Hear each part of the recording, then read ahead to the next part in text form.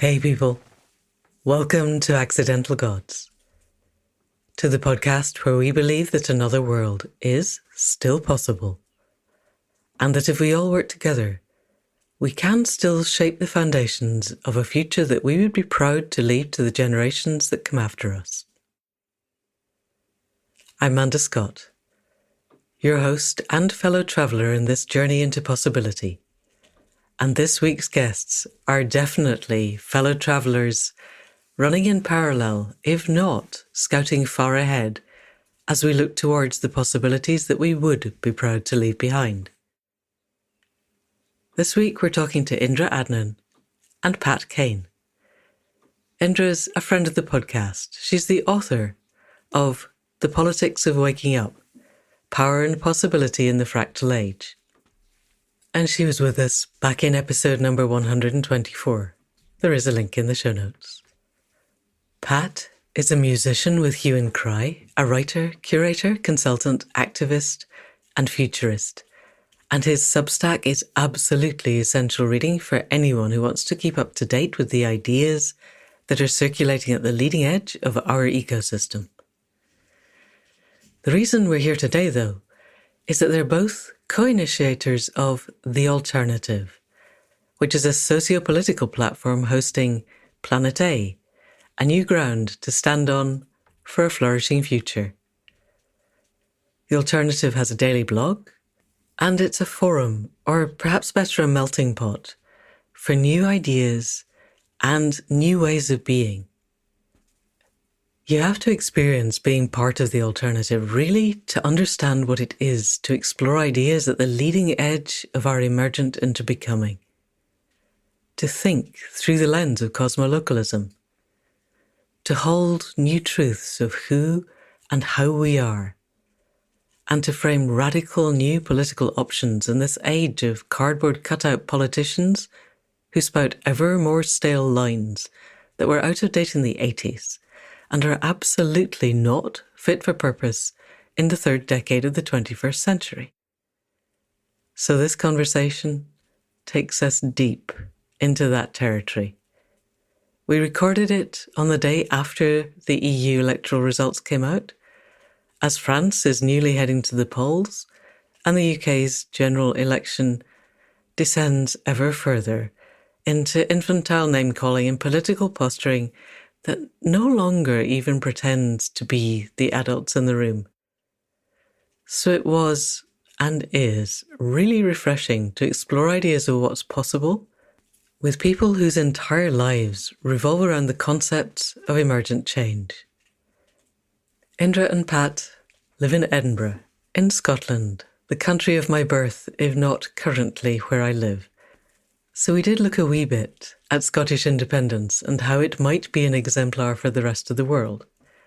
But we tried to keep this focused on ideas so it didn't become entirely parochial, focused either on Britain or, more narrowly, on Scotland. Because we live in a global world. We have to change the entire global system. And it's people like Indra and Pat who are thinking this through every minute of every day that are going to show us the way forward. So people of the podcast, please do welcome Indra Adnan and Pat Kane of The Alternative. Indra and Pat, on this very interestingly charged, politically intriguing moment in time, welcome to the Accidental Gods podcast. How are you and where are you? We'll start with Indra this fine and sunny and interesting morning. Yeah, good morning, Amanda. How am I? I am interested. Yeah, I'm full of curiosity. I'm observing what's unfolding in what is in the public space, a really heightened moment. And I'm speaking from Leith in Edinburgh, where we've recently moved. Really enjoying the immediate environment here and thinking how appropriate, politically appropriate, and I'm sure we'll go into that more. I hope so. Yes, I have Leith envy, I have to say. As of last night, Faith and I were wondering where was going to be safe in the world, and I keep thinking that it would be lovely if Scotland were safe. but the only way Scotland is safe is if it's not still attached to England. Anyway, Pat, how are you? You're in Leith, as we can tell, but how are you this morning? I'm several degrees up from where Indra is in Leith, and in fact, I'm in the room above. I'm in Leith because mentally I'm not in Glasgow for a period of time. I have disconnected from Glasgow just for the sake of a refresh. And how I'm feeling is as if it's in one of those moments of history that historians in the future write about as being on the cusp of something or being on the transition between two different worlds. And I'm kind of terrified and excited at the same time. Right. If we had a longer podcast, we would talk about what it was like to disconnect from Glasgow, because I've been out of Glasgow since 1984 and I still don't feel disconnected from it. And I think it's less time than that you've been away. But anyway, we don't want to become a tiny parochial Glaswegian podcast. This is a worldwide podcast. No, please. However, we are recording the morning after the EU elections, where it looks like Steve Bannon has got at least a step in the way of what he wanted, which was a united, rightward marching Europe. Macron has just called an election in France, which I think is probably the only thing that he could sensibly have done in the hope of getting it over the line before the right really organises. But I think that's, I would say, misunderstanding the degree to which the right is already extremely well organised. And then this morning, and this will mean nothing to anyone outside Scotland, but Douglas Ross has just stepped down as leader of the Scottish Tories. The Tories are now toast. That's completely obvious. Where the rest of the UK and particularly Scotland goes, in this year where 49% of the world is having some kind of an election, some of them have already gone. Taiwan famously managed to fend off a lot of digital assault by the PRC. Others have not managed to fend off the digital assaults. So, already, we have a number of areas we can go to. We're in the middle of an election. Scotland is not England. I would like to explore that. I would like to explore the nature of the digital assaults that we are seeing, the general assault on our democracy, and the places where it could go if we were able to get the narrative out there in a different way. So, Indra, let's come back to you. In your blog, you talk quite a lot about the possibility of an incubator process that leads us to a different future. Can we begin with that and see where we might go as opposed to where we're actually likely to go? We can unpick the likelihood later, but let's begin with the hope and the possibility. Sure. And so much of the language that we're obliged to use when we're talking about elections and talking about today relative to something else that could be alternative to what we are experiencing today, it becomes very important. You know, in a way, what I'd like to invite our listeners to do is to some extent detach from what is occurring in the public space, not to completely, let it go. It's not, you can't avoid the reality of what is appearing constantly in our headlines and in our discourse, but to sort of locate in yourself, if you can, another part of yourself or another, reality that might always be somehow present in your thinking and in your being. So I like to, in a way, describe them as a public space and a private space. There's a public space self, the thing you're obliged to witness, and then there's a private self, which may be more to do with what you're yearning for and what somewhere you're hoping is possible. But these two things cannot quite easily connect. The public space we're witnessing is really the demonstration of what we call the 2%. 2% of people are members of political parties. And it's their narrative and it's their structure and it's their power that we are obliged to witness playing itself out now in these general elections. It's extremely divided. It's quite harsh. When you watch a general election debate, for example, everybody's obliged to act like gladiators in a ring. None of us can really feel comfortable in that space, and yet we still want our side to win. However, maybe like a football match, can you imagine switching that off and then returning to a more real world, which might be the world where your friends, family, the community you live in are, also obliged to kind of get along, want to be in good relationship with each other, would like to overcome difficulties for the sake of the possibility of your friends, family, and including the people you don't know that live around you. You'd like everyone to flourish. That is really where we'd like to be, in a possibility of flourishing. So what we've been doing for the last 7 years with the alternative is really trying to look at that as an alternative. Is there another reality that we can build on and really invest our human agency in to replace, if you like, or to at least offer something really different to people about the future that we're facing. So the future we're facing, let's assume that's called the polycrisis, meaning it's environmental, it's to do with social justice, it's to do with mental health. It all looks, very dark, and it looks darker from the point of view of the headlines than even from the point of view of our daily lives. So darkness is the thing that's always beckoning. However, every day we have our own small victories around this. We overcome our own loss of connection with people, or we overcome our own pessimism, or there's so much that we can point at as, if we really invest in this, we can overcome it.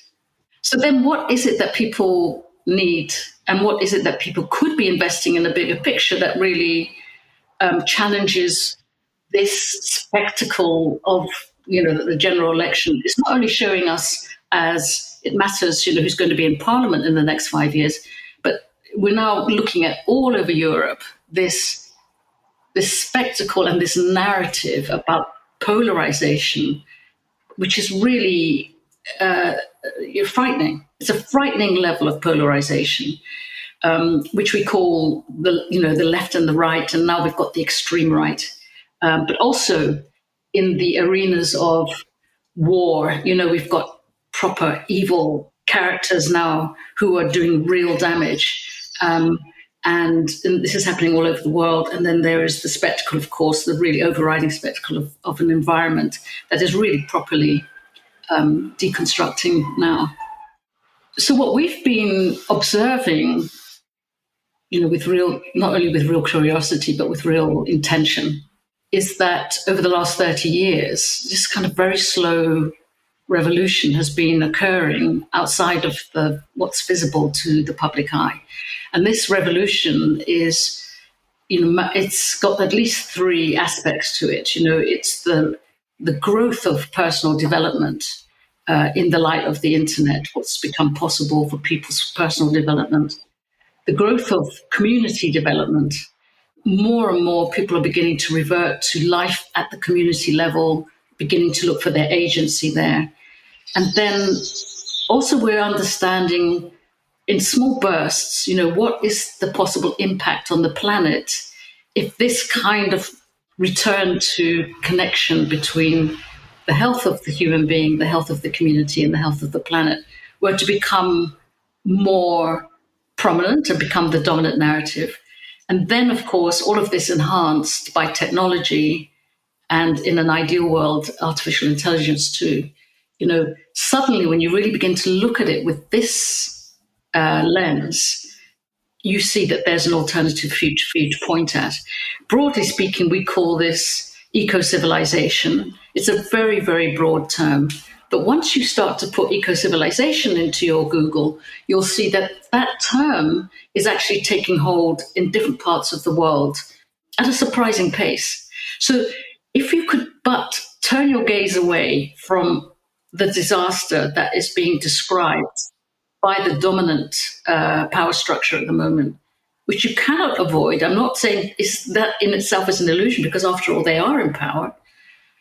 If you can shift your gaze to another possibility and begin to invest in that possibility outside of that, outside of the headlines, discover yourself, discover your community, discover the potential impact upon your planet, you will find that there's hundreds of thousands of people doing that already all over the world. And really, when we connect them up, they are already quite a significant force.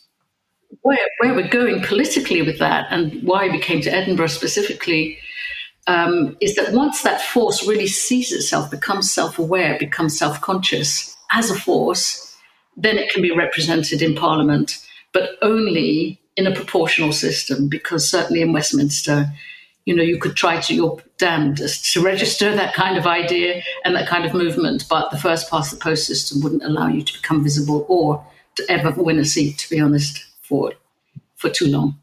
Brilliant. Right. Yes. I think the Green Party, I was talking to Natalie Bennett on an election special, and it will be out before this comes out. They're looking at 4 seats that they think are winnable in the whole of the UK, which is horribly small, but it's still 3 more than they had before. Mm-hmm. So, and I think their ideas are not so far off this, but even so, that's not going to go up against a Labour Party with a greater than 100-seat majority. So, Pat, what I'm hearing from Indra is an acknowledgement that we have Paleolithic emotions and medieval institutions and the technology of gods, and that this is not necessarily conducive to future flourishing of life on this planet at all. And I would say the one thing that unites us, there are many things that unite us, but is a desire to see the continuation of complex life.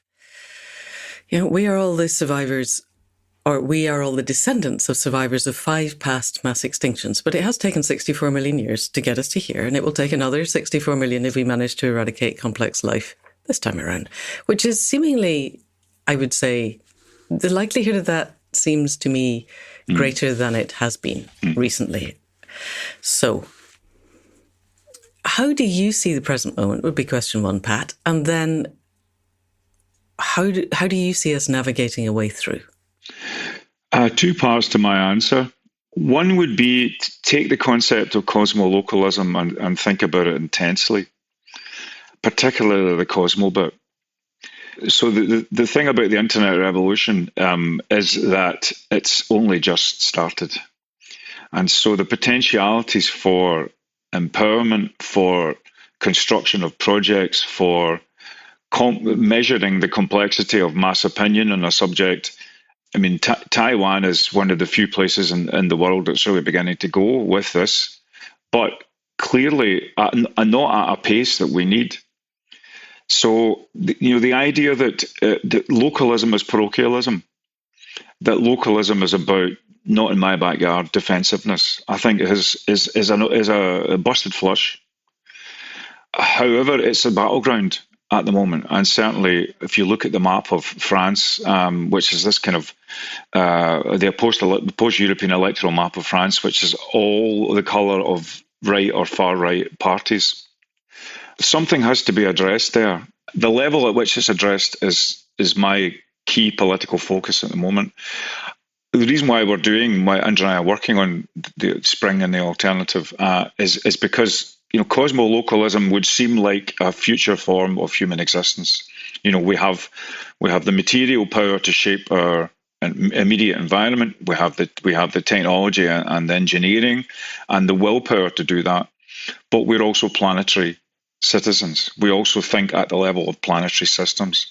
And I don't think cosmolocalism, and I don't think many of the kind of political ideas of the Alternative are that far away from what one might call a sufficiently advanced anarchism, if anarchism wasn't such a scary word. Social anarchism is maybe a more polite way to talk about it, from slightly inspired by the work of Murray Bookchin.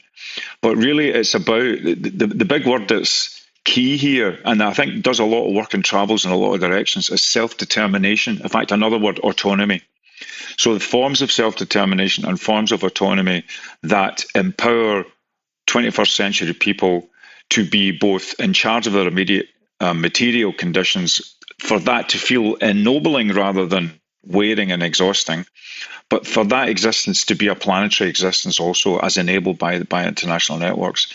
That's a real goal, and I think it's a real goal in a number of tracks. One of them is about how people can be capable of citizenship, and how they can have experiences of material citizenship that allows them not to be hijacked by national or international political entrepreneurs and players and triggerers. So for a while, for a long time, we've thought that there's a battle for the local and for the locally self-determining, which requires more than just keep these folk devils out of our existence and let's pull up the drawbridge. We think that there's an argument for a different kind of localism that is also about the future, embracing the future rather than defending against the future. But the other thing that goes on in my personal Pandora's box is the way that to be in Scotland and to be involved in the independence movement is to have a belief, maybe foolhardy, that the system can meet the life world, that top down can meet bottom up. The establishment of the Scottish Parliament, as the establishment of many national parliaments where they didn't exist before, is a combination of the top down and the bottom up, of the legislative and the movement coming along and saying, we need this place to have power, we identify with this place, and we want the powers that be to help construct that effective power at the level of a national parliament. And so I always, although I want there to be political novelty and democratic innovation, and I think that what is involved with the Alternative UK and the Spring is about generating that. I always have an eye out, one eye curiously pointing in one direction, to how that meshes with state structures. I mean, ideally, the state is a partner to a vibrant, vital, social anarchist, imaginative, self-determining, cosmo-local society.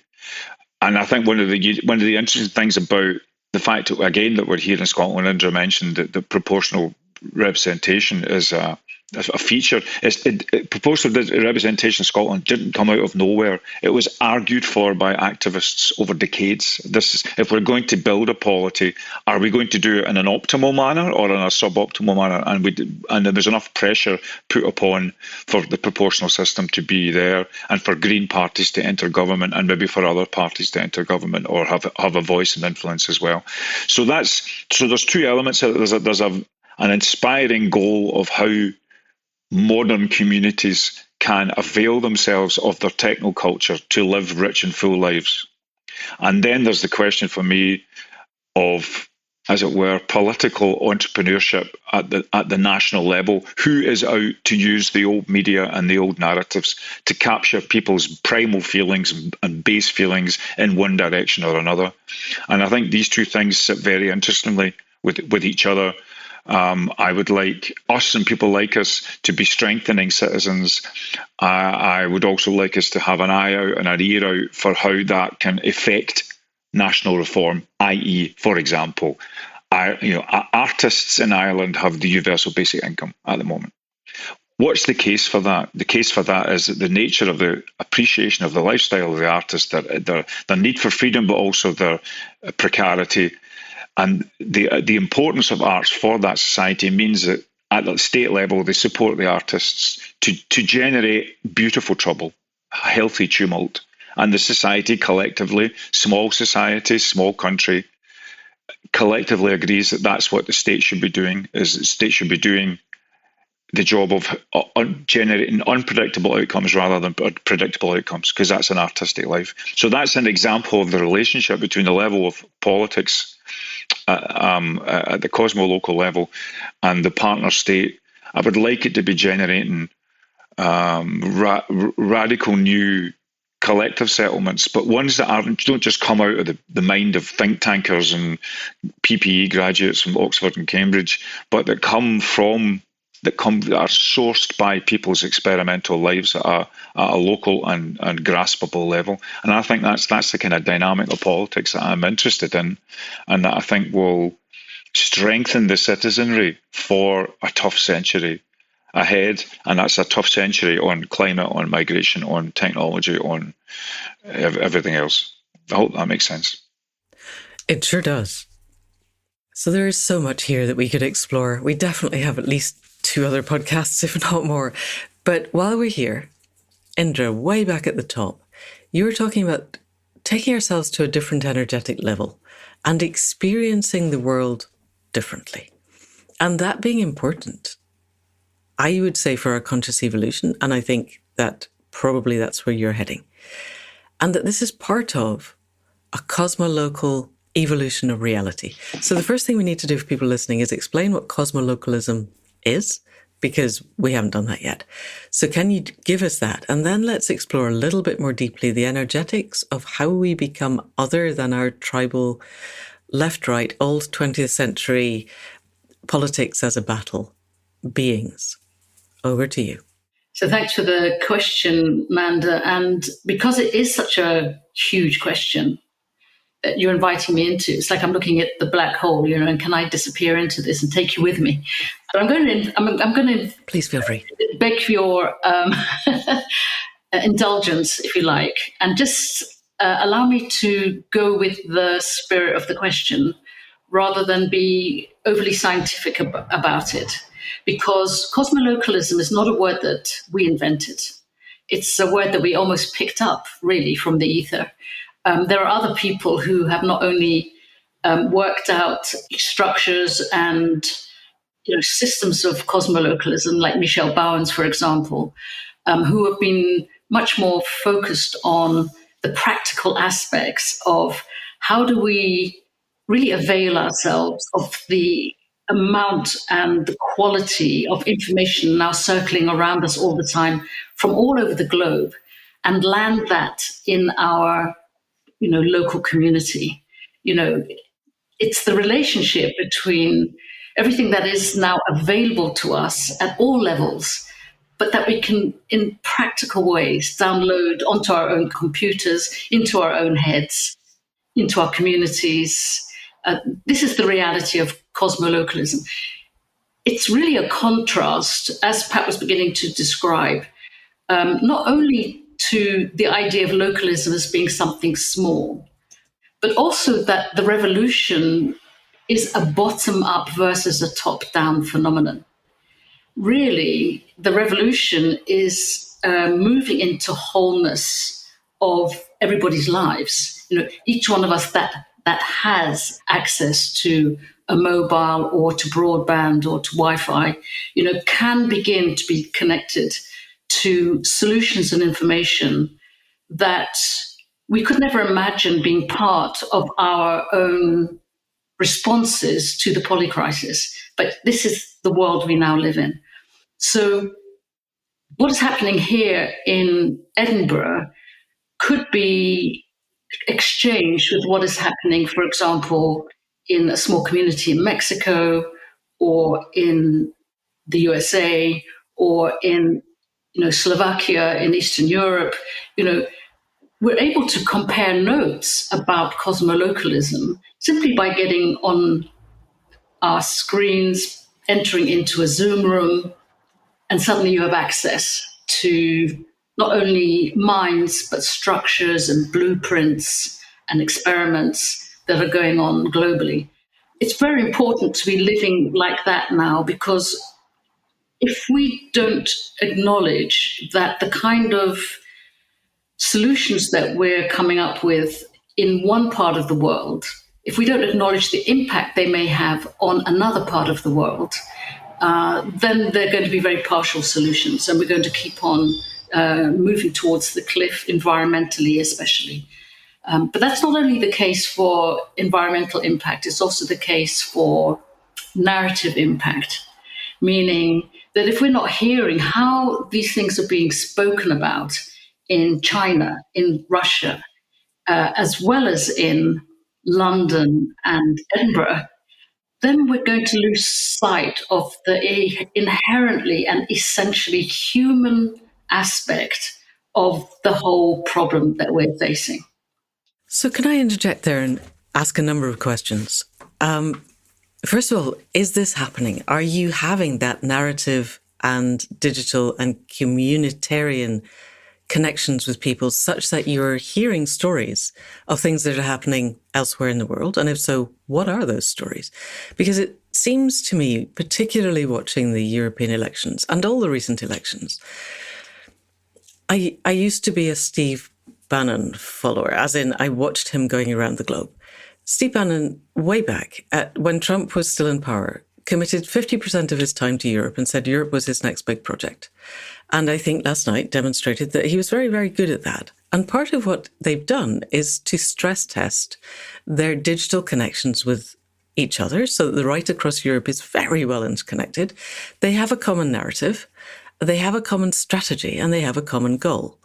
And we don't, their goal is quite explicitly a white supremacist patriarchal theocracy with the mores and values of the Middle Ages. They are pretty certain that the time when the Inquisition was in power was the last time that, as far as they're concerned, there was moral rectitude throughout Europe. And they want to see that reinstated in a digital world. And they're heading in that direction. They've got it pretty well locked up. Given the concepts of cosmolocalism as being not the narrow localism of we only protect the people who look like us, there's an in-group that is defended but not constrained and an out-group that is constrained but not defended. And the outgroup is everybody else who doesn't look or sound like us. Our cosmolocalism is the whole world is our people, and we work locally with the things that need to be done locally, and we work planetary-wide with the things that we can. But we're not getting that narrative out there, partly because we don't own the mass media in the way that the right does. So what I'd like to know from Indra, and then we'll come back to Pat, is what kind of stories are you getting? And how can we express those in ways that will land with the people who are being assailed all the time by narratives of scarcity, separation, and powerlessness, which is the narrative of the right that allows them to create the in-group and the out-group. Does that make sense as a question? Oh, it absolutely does. And of course, it's a multi-layered question. But I'm going to, for the sake of being on a podcast, and not necessarily knowing who's listening in, I'm going to try and be as direct as I can about the problem and the solution. The problem, as I can see it, is that we don't really have a strong alternative at the moment to the media that we are hopelessly, being hijacked by all the time. And this media is a little bit in hoc to the dominant system. It quite a lot in hoc feeds off the dominant system. Plus, it has a business model of, the more we sell and the more numbers we get, the more we are, going to be able to pay our employees. And what sells, Manda? What sells? Outrage. Fear sells. Dopamine hits. Outrage sells. Yes. Anything that jerks you. I mean, this is not something that we're laying on people at large. I'm laying it on myself. If somebody scares me or somebody threatens me, I respond.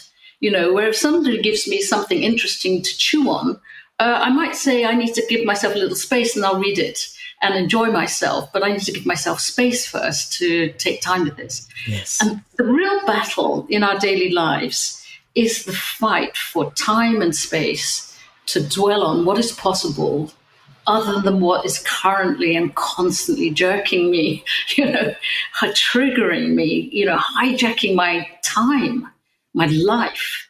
It takes a lot to decide you're going to focus on something else. Right. So limbic hijack is a time hijack as much as anything else.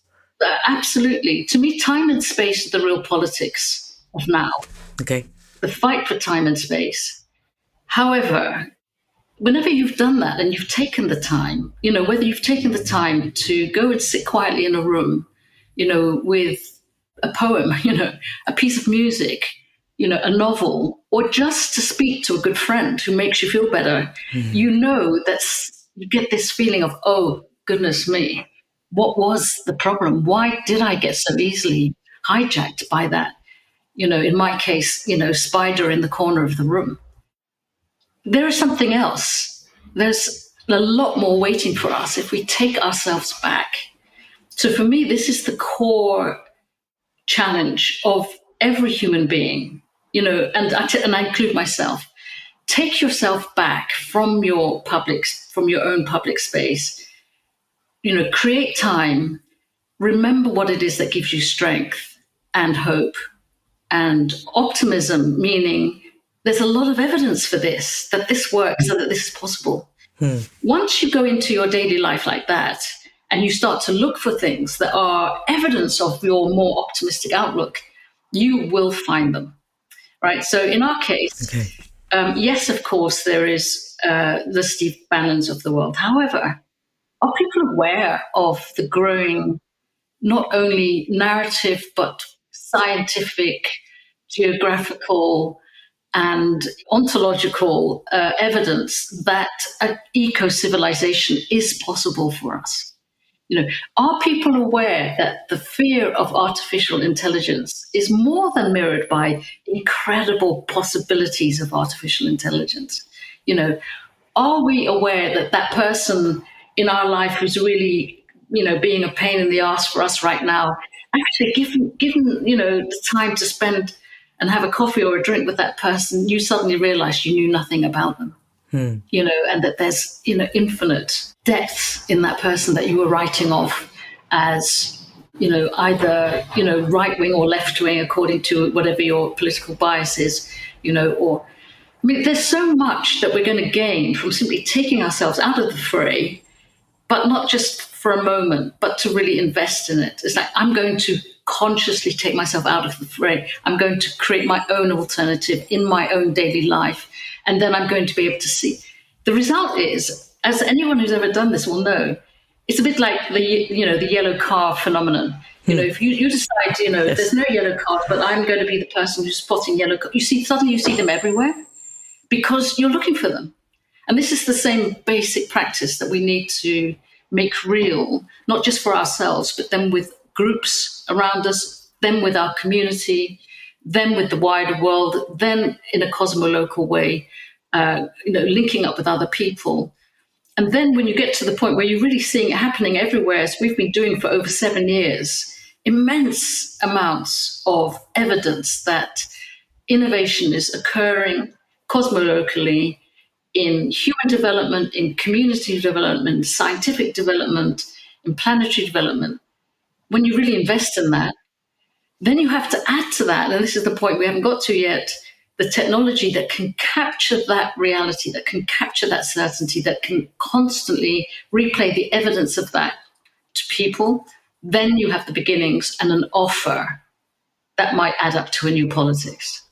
Brilliant. And Pat, yes, come in. But just to kind of see, how do we make that concrete? Well, doing something like a daily blog, turning that into a newsletter, and having that run on taxonomies is something we would like many more communities to do. And what's important here about the taxonomy is a taxonomy is you deciding what is real and important to you and your project. And you will gather information, you will see those yellow cars as appropriate to your agenda. Now, obviously, you can hear lots of klaxons going off. Well, that means everybody lives in their filter bubble, and that means everybody just lives in their own world. We're as interested in slow truth as in fake truth. Slow truth being how do you accumulate the knowledge that you need and the insight that you need, not just the news but the views as well, not just the stories but the research, and how do you put that at the service of what we would call a cosmolocal power according to complex self-determination. And that's something we've been. If you want practical examples, I could read you this week's or last week's or the week before's. But I'm looking at a project here this week on the Daily Alternative. AI for Peace. Have you heard of AI for Peace? You've heard of AI for War and AI for Commerce. Have you heard of AI for Peace? Well, you'll hear it on the Daily Alternative. Another thing would be about looking at, can novels offer power for individuality against official versions of history? Yes, they can. I'm sure you would agree, Amanda. But we think that's news. Definitely. We think that's news. We decide within our institutions and within our media related to our community that that's important. I feel I am valued in my society. I can contribute valid ideas. I have something to share. Irish arts report on the benefits of basic income. Irish artists report on the benefits of basic income. And on I can go. Our friend Edward Muller in Costa Rica. If nature does not function, we do not exist. We depend on nature. If we learn from nature, we have a chance to move forward. There was a piece before that talking about how the battle to include humans in the term nature when the term nature is used in research and journalism rather than exclude humans from nature. I could go on and on and on, but the practice that's the manifestation of what Indra's talking about, as many can be direct work on the self, but it can also be I have the capability to create a world of an ontological, epistemological world using big posh words through the available tool, the available media and communication tools, and through a deep dwelling on what kind of a working, functional, flourishing society that you want. So don't bemoan the media, become the media is still a very good and strong slogan, but it's not the only practice. And I think again one of the things that we are as interested in, we're as interested in the economy as we are in culture. We're as interested in the use of technology as in the way that it alienates us from nature. That nothing is unknown to us, nothing is unfriendly to us in terms of human flourishing. So we're quite explicit in that sense, particularly around technology, that we don't see it as the alienator. We see it as the as possibly tying into a flourishing human nature at all times. But there's a practice here. There's a practice. We are doing a practice every week, which I think demonstrates, if you go back and look at, we'd invite people to go and look at the archive of the Daily Alternative, and you'll see what it's like to relentlessly try to create an imaginative and cognitive and emotional space that's different from the Bannons, from the Murdochs. But the question is, how many people do that? How do they feel amplified to do it? Where do they get their resources? Are those resources communal and inner as much as they are external and financial? There's a whole set of questions here about the effective nature of modern activism, which says that the leaflet through the door, maybe not. The newsletter that makes people feel as if they can change the world, yes. Okay. So there's lots of tactics and strategy that is still up for grabs vis-a-vis terrible electoral results, right-leaning electoral results. And you can kill it off by saying they're anarchist, or you can open it up by saying, well, let's have that bravery that Indra's sort of talking about, that psychological and psychic bravery to experiment. And we actually have, I'll finish this on this point, I'm a great scholar of play. And what I love about looking at play is that it shows that there is a need for imaginative wriggle room in every life, and there's a zone of experiment that's required in every human life. And what's the politics of encouraging that? And what's the emotional attractiveness of it? A lot of what we're doing with the Daily Alternative is showing how emotionally attractive a different set of emotional repertoires and emotional motivations are, as opposed to fear, panic, rage. Right. Heading into Panksepp territory, we could go into neurobiology. A wee bit, more than a wee bit. Maybe we shouldn't. Maybe we should. We could. Well, we probably have to explain all of that. Another hour. Yes. Yeah. All right. So Jaak Panksepp was a behaviorist, and he was the one who demonstrated that play is not only essential, but that it increases cognitive capacity. You learn things orders of magnitude faster if you learn them through play than if you learn them in the other ways that we do it, through rote repetition or hardship or negative reinforcement, or even the general average quadrant of reinforcers. He also demonstrated that rats laugh when you tickle them. Which I always loved. And that everything seeks out play if it's given the cognitive space to do so.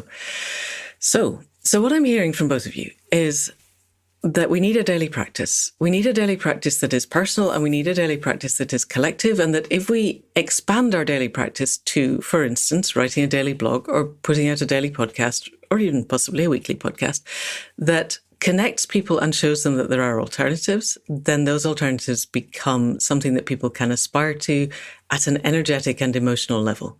That we're essentially, if I frame that in my own framing, dopamine hits are cheap, but they require the full limbic hijack of not just our limbic systems, but our time. Building a serotonin mesh requires time and effort, but is self-reinforcing once we get there. Does that sound fair to you both? Very nicely summarised. Thank you, Amanda. Yeah. Well, it's easy when it summarises what I already think to be true. Go on, Pat. You were going to say something else. Very, very briefly, my abiding interest in nationalism is the degree to which it psychologically integrates different parts of our interior life. Go on, then. It has a relationship. It draws on the past to build a future. It uses history, culture, and archive as a basis for steering your way through a difficult and challenging world. And it's what Benedict Anderson called it, the imagined community. That nationalism is the imagined community rather than the actual community. It's a community that you imagine you're connected with people on the basis of larger continuities and structures rather than just on the basis of face-to-face encounter. And I think there are other psychological cognitive tricks or relationships to be tried out that we haven't yet tried out. That we would stick the name cosmolocalism to that. But that question of how you play the full repertoire of evolved and inner human nature in politics, and be as alive to that as right-wing populists are, and also be alive to what the right-wing populists are really tapping into, which is people's requirement for status, security, identity, etc., etc. So it's a messy, wiry terrain, the terrain of what it is that profoundly motivates action and agency, which we've always been prepared to go to. And I would say nationalism is a version of that, cosmolocalism maybe a version of that, football, obsession with football is a version of that. We need to get into that mulch and create politics that are responsive to the fullest, most emancipatory range of human emotions rather than just the toxic ones. Okay, yes, I can see, Indra, you want to come in. But before we go there, because I would like to nail this down a little bit, because you're both in Scotland and you are integral to and embedded in the movement for Scottish independence. And I have a question, and either one of you can answer this, so put your hands up and we'll work out so we don't talk over each other. At the moment, we exist in a world where Hobbes' definition of a nation prevails, which is, for people who don't know, it's that political entity which claims a legal and, to an extent, moral monopoly on violence within certain geographic boundaries. I have always been a real supporter of Scottish independence because it seemed to me that Scotland was a socialist nation. It's always been dominated by English colonialism, which is not remotely progressive. And I thought that Scotland could become a federal nation within a federal Europe and that it could be much more Scandinavian in a way. It could move us towards the possibility of what governance could be of the people, for the people, by the people, instead of the 0.1% for the 0.1% by the 0.1%, which is what we've got. However, here is a question. I am now looking at the concepts of the coordination, particularly as put forward by Primavera de Filippi, which is that communities do no longer need to be limited by physical boundaries of rivers or lines drawn on maps, and they become nations of community built digitally. That we could have people who live in Scotland coordinating with people who live in England, because English nationalism is a very different thing than Scottish nationalism.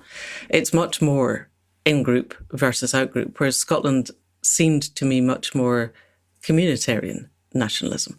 So we could build a coordination which has its focus all around the globe and is in effect cosmolocal and no longer needs to be defined by a line that somebody drew on the map in 1605 or whenever. And I wonder whether now is the time, you said at the beginning, Pat, we're in this time of transition, whether we let go of the need to create an independent Scotland or independent anywhere and start to build the coordinations which are different to the libertarian nation states. Indra, do you want to answer that? Yeah, I mean, it's probable that Pat and I have slightly different coordinates on this question, but I think they're nevertheless complementary. So, well, let me try to answer that first. I'm more inclined to think along the cosmolocal line that you described, Manda. You know, in a way, you might say that the whole of the internet now is already self-organized along certain lines, people who align with each other on whether they're aligned emotionally or whether they're aligned along certain forms of agency.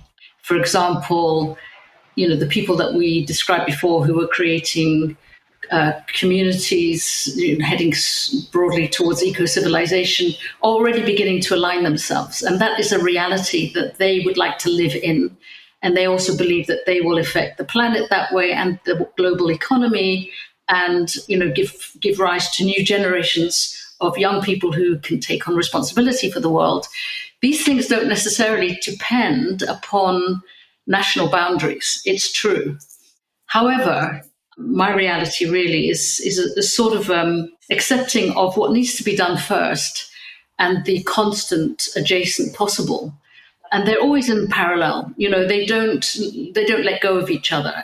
It's almost as if any moment now that you have a possibility for your day, you're also going to have an adjacent possible, and anything could happen. Or if we're lucky, this would happen. So I accept that there needs to be a political and national developmental progress alongside the cosmolocal emergence that is occurring. And at this point in my life, I'm really seeing the possibilities of Scottish independence in a way that I've never seen it before. So when I was looking at it from London point of view, I was afraid, at a Westminster level, I was very afraid of losing, the Scottish members of Parliament, which would really cause the Westminster Parliament to veer, which would become an English Parliament more like, which would begin to veer to the right. However, that was achieved anyway by Boris Johnson and Brexit and so on. So, I was really in despair at that point because I see myself as a global citizen. I'm technically an immigrant in this country. I don't see myself as having any real, loyalty to any country. The closest one I think maybe would be Holland, where I was born. However, here I am living in the UK, and I want there to be, good conditions for a future that's unfolding. Moving up to Scotland, I can feel viscerally the importance of a smaller country really coming together across its people, that the people themselves should begin to take ownership of something that even within Holyrood is not quite possible. This really, the agency has to shift towards people self-organising in response to the polycrisis across Scotland at a cosmolocal level, fancying themselves actually as a really great example of cosmolocalism on the ground from Scotland. Now, you were talking before about different emotional theories. For me, I'm a psychosocial therapist, and I've been taught along the lines of Human Givens emotional needs audit. And I do believe concretely that all the emotions that that are triggering us at this moment, we also have the core capacities to manage ourselves. This is something that we don't often talk about. And that all the emotions that we're seeking to get met, whether it's belonging, whether it's autonomy, whether it's meaning and purpose, whether it's even privacy, all of the emotional needs we're trying to get met can be met actually by moving into community. So at every level, this could, cohere really nicely. Human beings looking to get their emotional needs met, moving into community in a country that's small enough to get connected to itself across its geography with an ecological goal in their minds and having enough sense of self, that we could be really unusual and special in doing this. That's quite a moment, I think, for Scotland, and I think it should be seized. However, it can't be delivered by Holyrood. I'm going to keep saying that. Okay. It's got to be the adjacent entity, the communities and the people themselves, being cosmolocal in their daily lives, being aspirational, looking for autonomy, getting their needs met in new ways. And really the power of the arts, which Scotland has in mega abundance. And it's also the core of its soft power in the world. There's a lot going on here, a lot of possibility. But it's not only Scotland. Obviously, there are other places. Okay. We're learning actively, for example, from Costa Rica. how it actually moved from being an ecologically promising country to being a country actively for peace. It gave up its military service because it said, we're going to use this money just for people. For better Yeah, things. just Yes. improve people's lives. It was a bold and brave action. It's in my dreams that something like that could take hold in Scotland as an idea. It's already on its way with its being anti-nuclear and being largely anti-war. But I just feel fractally there's a lot going on here, and it depends on, really us being able to communicate with and feel inspired by what's already happening here. Okay. Yeah. I would yes to all of below, and just to say that I'm a great believer in the Supreme Court Judge Louis Brandeis used to talk about the role of the American states in the United States as laboratories for democracy. So I'm also a follower of Tom Nairn and also Roberto Unger, two great philosophers and thinkers, who ask us to look at the variety of nations and national regions and regional nations in the world and see that as a virtue rather than a vice, precisely because within each of these jurisdictions, if they're all talking to each other and they're all involved in the global exchange of ideas, great experiments can happen arising from the particularity of each of these national communities. So the idea that you can have an independence movement that wants to use nation-state jurisdiction to remove nuclear weapons from their soil has many things. You can say many things about it, but one of the things is that it's a great moral act. It's an act of de-escalation from a situation of collective madness that we've experienced since the end of the Second World War. It's one of the noblest bases for an act of nation building or nation forming that you can conceivably imagine. There's a phrase the Germans use called constitutional patriotism. I am loyal to the idea of good governance. I am loyal to the idea that we can come up with optimal institutions and policies and collective provisions that maximize the complexity and richness of as many people's lives as they possibly can. So it's nationalism, like environmentalism, like feminism, like socialism, like capitalism, as one of the engines, one of the ways in which modern imaginative people try to shape their future, is the way I think about nationalism in the Scottish context. It's a laboratory for democracy. And one of the things I think that could be said that's a critique of the Scottish Parliament is that you wanted to create a culture of democracy, a ferment of experiment. That hasn't happened. I'm much more into the idea of not Team Scotland as in TEAM Scotland, but Team Scotland as in TEEM, Scotland. So Team Scotland rather than Team Scotland. And Team Scotland is the idea. The first one, we're all one entity. We can all sort of come together in some one great Scottish geist or mind and act in a coordinated way. I'm much more into Team Scotland. This is a place where a million things will happen next week and the week after, and we are confident enough. The idea of being Scottish is that your citizenship is extremely active and imaginative. That's what I'm patriotic to. Is patriotic to a possible citizenship, or a citizenship open to many possibilities. And I think I would love that to be what's attractive about this jurisdiction. It's what's attractive about Taiwan. It's what's attractive about Estonia. It's what's attractive about even Barcelona and Catalonia. These should be opportunities for human experiment, not reacting to immediate crisis. Let's try and act in a way that where we can build things that don't just respond to mega shocks in the way that we have 4-day weeks now as a consequence of a response to COVID. How can we find a way to kind of build better structures in our life that are accumulative and are generated by our own passionate activity rather than our fearful reactivity? That would be my hope for the Scottish experiment. Always has been. Okay. We're running out of time, which is really sad because I have so many things I want to talk about. I think maybe there's a whole other podcast in looking at technology, but I would at least to begin to go there.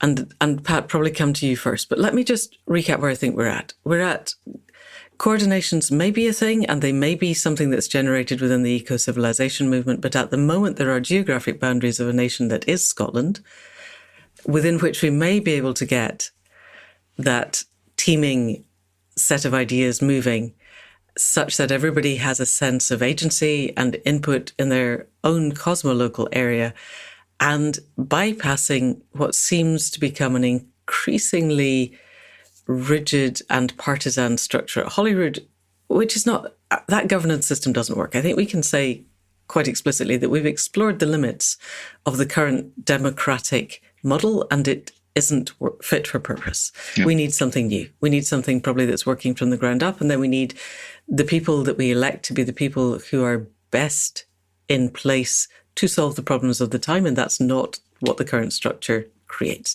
Let's park that for a moment, because we're talking a lot about people connecting with each other online and with the possibility of AI. And we're recording this the week after there was an open letter from previous employees of OpenAI saying this is actually becoming extremely dangerous and they should not be releasing what they're releasing. And I'm really interested personally, and to explore with you two, sense-making in a digital world where it's becoming increasingly hard to distinguish between something that has any basis in our agreed consensus reality.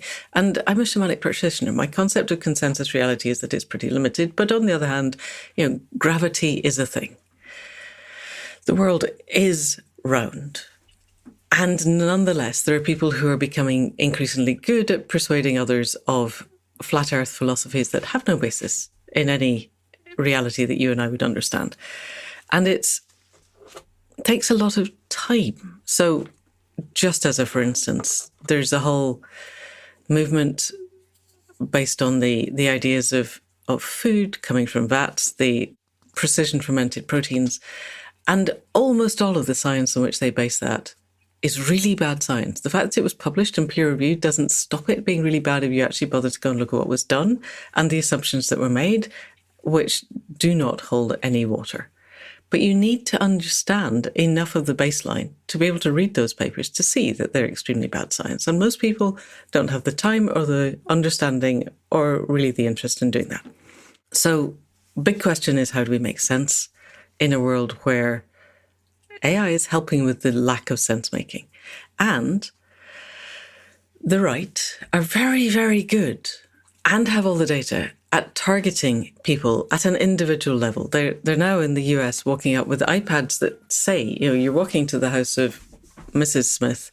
She reads this, and this newspaper. She reads this kind of blog. She downloads these kinds of things on Facebook. She's on this Instagram, this TikTok. Here are the sentences that will make her feel what you want her to feel. And I imagine that you and I don't want to play those kind of games, but it's going to be increasingly hard in a world where that level of limbic hijack is happening. So Pat, let's go to you and then let's go to Indra. Just very, very briefly, and very much based on my experience as a working commercial musician touring Britain, I think there's going to be a long-term and sustained reaction against that level of digitization and simulation and gamification and instrumentation of everyday life vis-a-vis soft media. Why do you think that? Because I think people have an alternative. And one of the alternatives is gathered under the general term conviviality.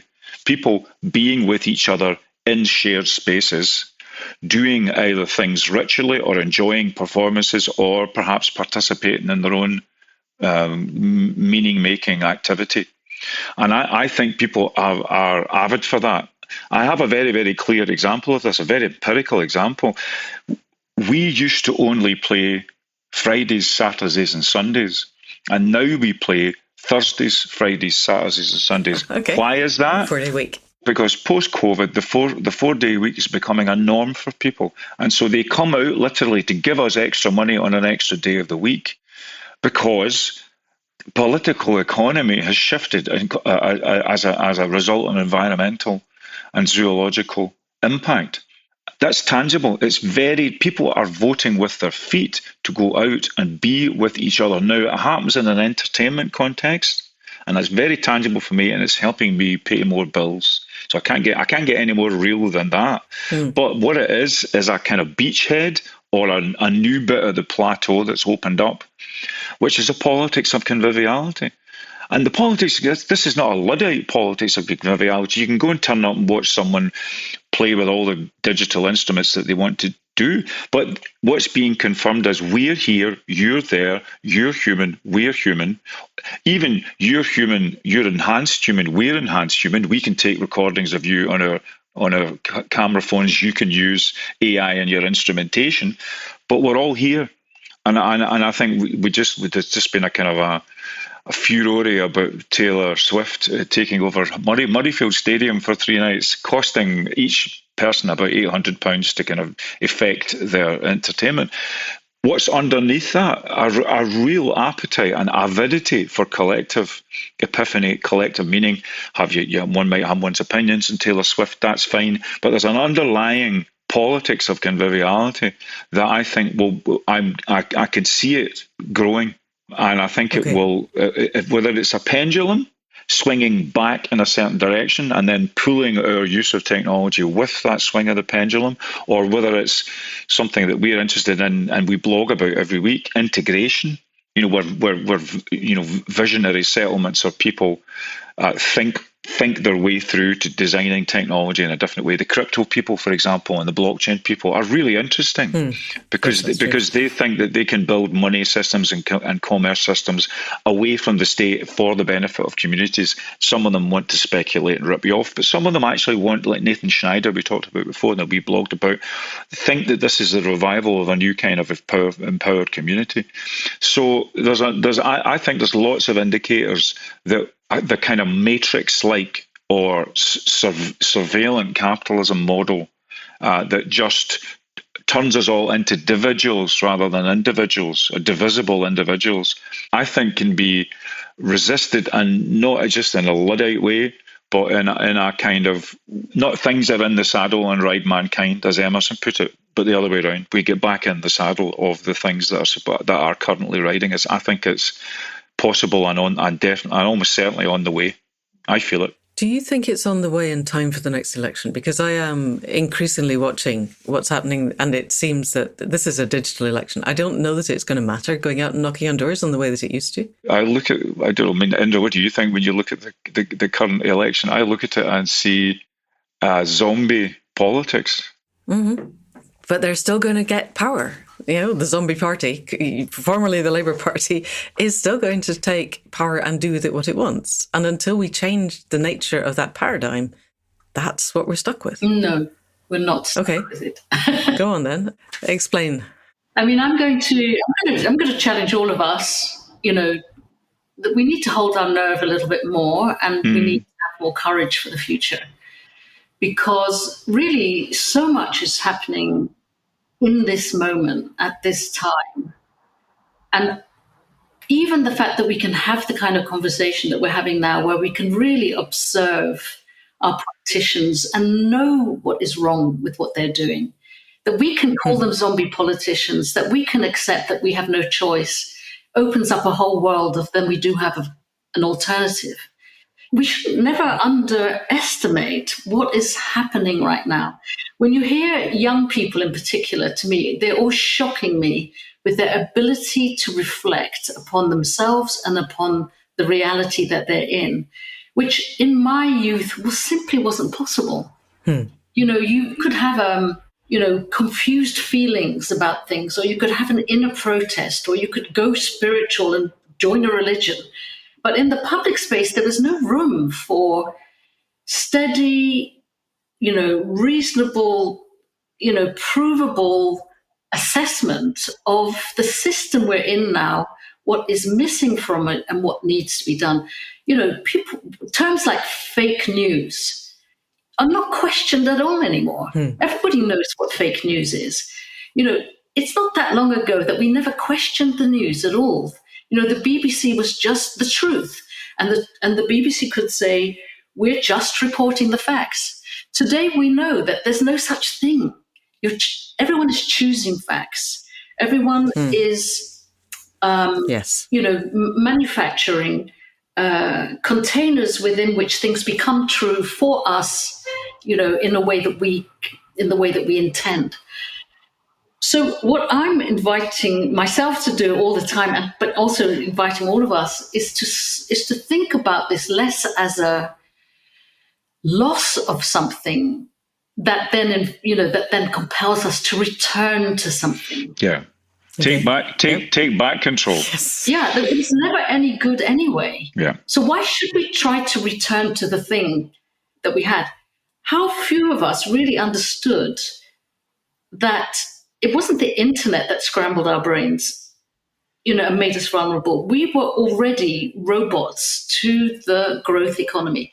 How did we become people who believed that buying stuff was the answer to all of our emotional needs? How do we get to be those people who thought buying a can of Coke actually means community, that buying these Nike trainers actually means status? How did we've been zombies, all of this 20th century. This is a waking upness that we're in. Let's be patient with our waking upness. Let's find new containers within which we can wake up with real people, as Pat's describing, so that we not only try to move off in some sort of utopian direction, but that we understand we're human. We're going to dislike some people. We have to get on with other people. We have to create the right conditions for that. There's so much human development to be done in this birthing of a new world. But let's at least allow that this is evolutionary. Okay. It's not a corrective. We cannot go back to anything. If we do, we'll be in the same trouble we were before. So hold your nerve right now. And in terms of AI, the more we question, the more we challenge ourselves, the more we actively be at play, the more we're feeding the digital realm, the more data we're putting into the AI that is trying to learn from us what it is that it believes we are expressing and what we want.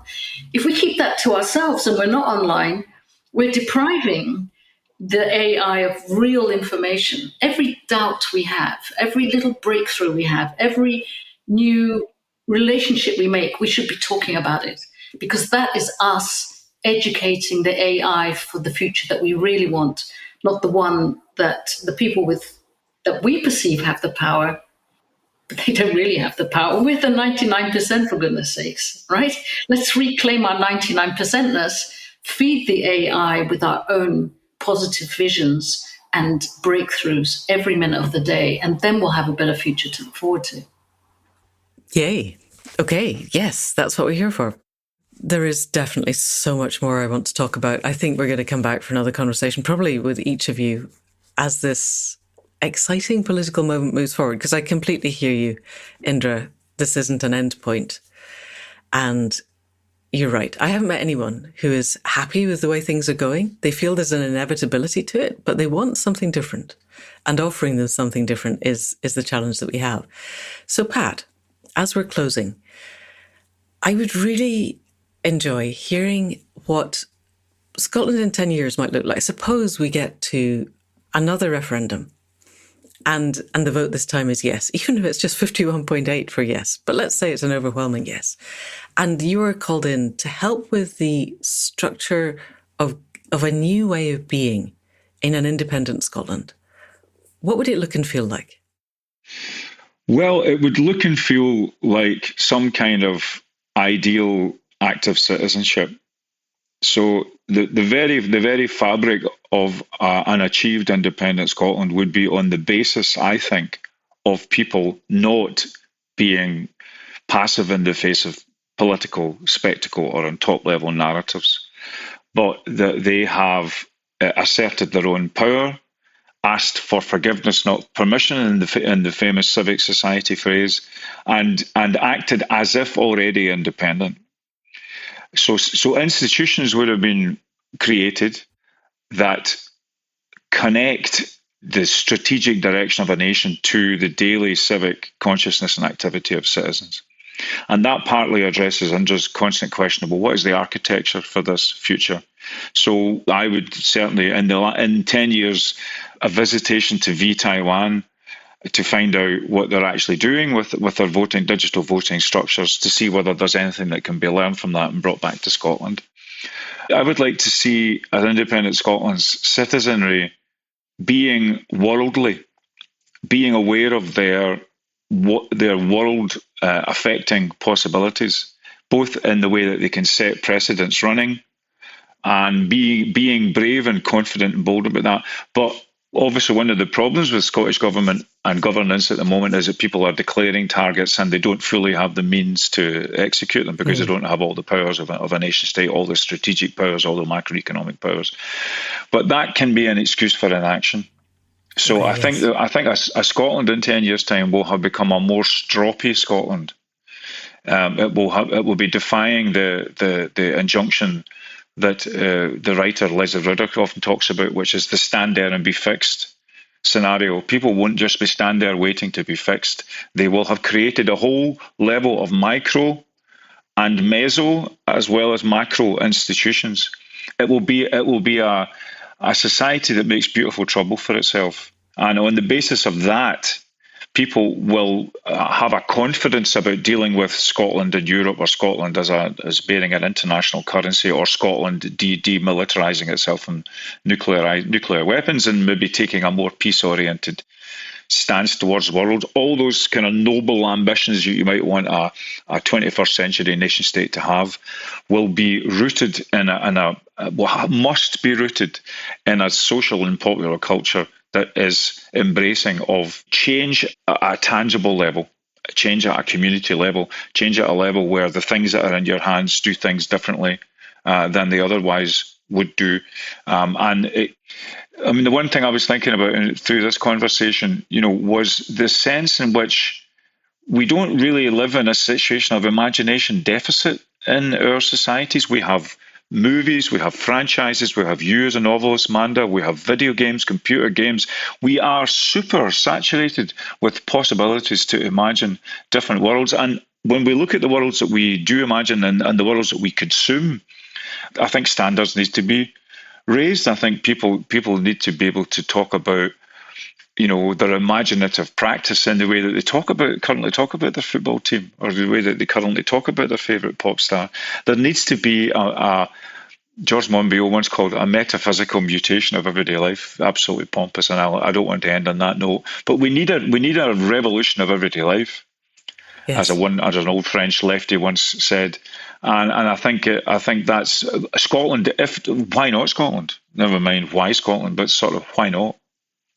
Yeah, brilliant. Okay, why not Scotland? I look forward to coming back in 10 years' time and holding another podcast where we explore what's actually going on in an amazingly vibrant, beautifully troubled Scotland that's trying out everything and giving it a go and seeing where we get to. That would be amazing. And being an exemplar for the whole of the rest of the world. Wouldn't that be good? Yeah. Guys, we have so run out of time. Pat Kane, Indra, Adnan, thank you so much for coming on to the Accidental Gods podcast. Was there anything as a closing statement either of you really wanted to say very short? The only thing, in 10 years' time, I will be an information pattern uploaded to a space probe, sending my way out at the speed of light to explore brave new worlds and new civilizations. So I might not be here in 10 years' time. That's the only thing. All right. We'll still talk to you. It's fine. Yeah. One version of me will be here, but another version will be exploring the universe. So okay, I think you might have been reading too much Cory Doctorow, but yeah, we'll go with that. Okay, Indra. It also sounds like drugs to me, which is fine. I know. One could do it over a plate of shrooms in one's living room table. I know it's true. Exactly.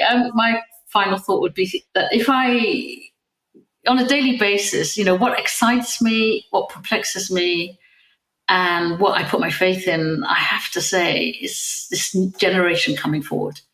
I've got a son of my own. Pat's got 2 daughters, but I meet them all the time. I meet a lot of young people up here. And there's something about, it's a complex, it's not positive, is it? It's not a positive feel. It's a determination. Right. It's a sort of, it's almost like an arrogant insight into how things could be better that they're insisting on. And I want to serve that thing. And when I, as a parent and as a generation, it's not as if there isn't anything in our environment that I couldn't hand over to. There is. I feel the baton in my hand, and I can feel that I can hand it over to that generation. We could do a whole other podcast on that on its own, but that would be my closing. If you don't quite know where to look, don't look up, look down at, from the point of view of the generation that's coming through. I put a lot of faith in that. Alrighty. Yes, it seems to me they know the system is broken in a way that we didn't at their age. And so they know that it needs to be completely different and that we need total systemic change and nothing else will do. And that's kind of cool. Yeah, but they also know what that feels like. Yeah. That's the thing. They know what it feels like to feel better than that. And they're holding on for that. Then they're really carving it out. If anybody wants to understand that, go to the hashtag #core and you'll know. Okay. They're demanding a life that's fit for a human being. Right. I will link to that in the show notes. Yeah, check out Core on TikTok. Okay. And by the way, just to say, Amanda, I had Primavera di Filippi on one of my Future Fest events, and I'm aware of the network state and Balajis, I remember what his full name is. I think there's an awful lot to be done there that's on the Nathan Schneider end of things rather than the, how are we going to carve out our little cost centres and carve out our little bits of sovereignty in some kind of mad libertarian way. But I think the nation state is going to be superseded at some point in terms of really effective sovereignty, and I'm scanning for it. Okay, that's another podcast then. I would love to talk about that. Estonia is probably a lab for that in terms of using its national jurisdiction to be a laboratory for change. Estonia is almost certainly on that case. Okay, right. We could talk forever. But for now, we'll close, put this out into the world, see where we get to. Pat Kane and Indra Adnan, thank you so much for coming on to the Accidental Gods podcast, and let's see you again another time. Anytime. Thank you so much. Well, there we go. That's it for another week. We did, of course, continue to talk for at least another half hour after we stopped recording. We could very easily have recorded 2, perhaps 3 other podcasts right off the bat, if any of us had had the time.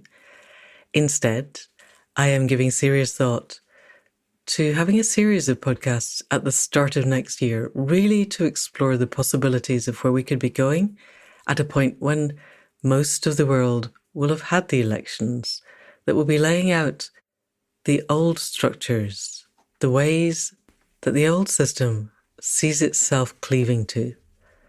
We need to fork the governance not just of one nation, but of the entire world, so that we can create governance systems that actually work, so that we can show people how they might work. So wherever you are, whatever the current political state of your nation, if you can get together with people across the globe who understand that we can be better than this, that we need not to let the old men in suits of whatever gender fossilize their fingers on the wheel of the bus as it races over the cliff, then please get together. Please begin to shape the ideas of how we can be different. Because I think increasingly, we're going to have to be a bit like a hermit crab. We're going to have to grow inside the rigid shell of the old possibilities until we're ready to just slough it all off and step out and do something different. So have a look at the alternative. There are links in the show notes to everything that we talked about. And if you can come along and take part in some of the conversations, then you can join up with other people who get that the world needs to be different. And if you're in the UK, there is still time to make a difference to the election that's going to happen after this comes out. Please do whatever it takes. It may well be that knocking on doors is still a thing and is still worth it. And it's really inspiring to meet with other activists who feel the same way about the world as you do. So that would be my go-to. But if not that, join the phone banking or just connect with the most likely progressive candidate in your area and find out what you can do that they need help with. Get involved. Not acting is a political act. There is no such thing anymore as being apolitical, if there ever was. So we're going to do something, make it something useful. There we go. That's it for this week. We'll be back next week with another conversation. And in the meantime, huge thanks to Cara C for the music at the head and foot, to Alan Lowles of Airtight Studios for the production, to Anne Thomas for the transcripts, to Faith Tilleray for wrestling with the tech behind the scenes and for the conversations that keep us moving forward. And as ever, an enormous thanks to you for listening. If you know of anybody else who wants to shift the political dial towards a place where all life flourishes on a thriving planet, then please do send them this link. And that's it for now. See you next week. Thank you, and goodbye.